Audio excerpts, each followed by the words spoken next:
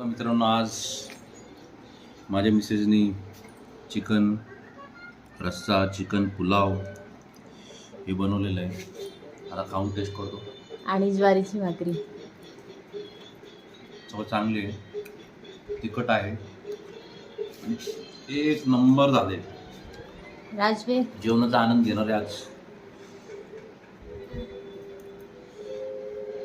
हा आहे राजवीर आणि राजवीरचा favourite pulao, chicken pulao, chicken रस्सा आणि